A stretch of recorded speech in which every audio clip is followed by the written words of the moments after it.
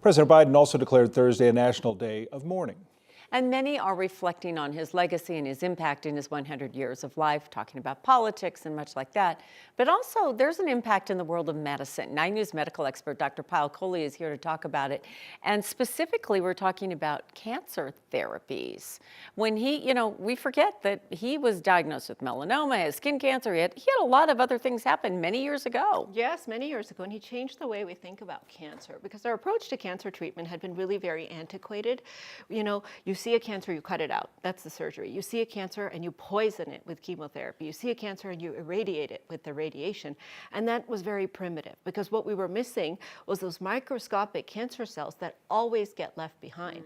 So the idea here was that he sort of ushered in the era of what's called immunotherapy, where you use the immune system to find that microscopic cancer and fight it. Less so as president, more as an ex-president, more as a citizen who was undergoing treatment and doing so publicly. Yes, very much so as a patient. And that's what's really remarkable here, is that he led us in so many different ways. But this concept of using our immune system has only emerged relatively recently. 2011 was the first FDA-approved immunotherapy agent, where we use our immune system to sort of find the cancer, fight it, and trick it, so to speak. I think we always marvel at people living to 100 anyway, but, yes. but he was so vital through most of his years until the last 22 months in hospice. He remained young for a 100-year-old man, considering that he was also a cancer patient. Very much so. And you think about cancer sometimes as this sort of terminal diagnosis. And someone like him really proves to us that it doesn't have to be the end of your life.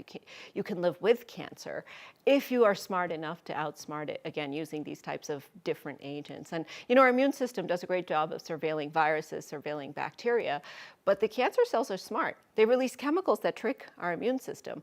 So for us to start now using therapies called immunotherapies, which have become now the standard armamentarium for most cancer patients, is a way to really harness the power of the immune system. Yeah, when you think about that, he was building homes with Habitat for Humanity. When you say living with cancer, a lot of people would like to say that I'm living with cancer as opposed to just trying to get by. So how about a vaccine? Do we ever see a day when there's a cancer vaccine and things like that? They're already in the works. And really? The idea here, again, is for us to turn cancer, just like heart disease. It used to be you have that fatal heart attack and you die. Right. Now we live with heart disease. And so we're going to change it from a terminal illness to one that's a chronic illness. So cancer vaccine is a further development on this idea of the immune system, where you basically take the cancer cells and then you teach your immune system what they look like, inject them into the immune system to have the immune system raise antibodies and proteins and T cells against them.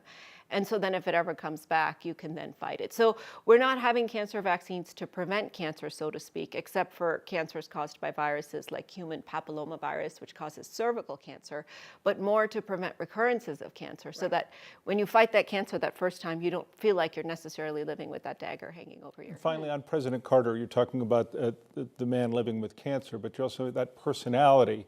He lived with it and was comfortable and seemed to be very positive about his life. I think that also adds to the way people view cancer treatments. Very much. And I always tell my patients who have cancer that it's not shameful, because your fight is actually going to inspire somebody else. So I think the more that we can share our disease, our struggles, our battle with cancer, the more we can empower others to do it. And I think someone like President Carter really doesn't empower us just to fight it in terms of treatment, but also think about prevention.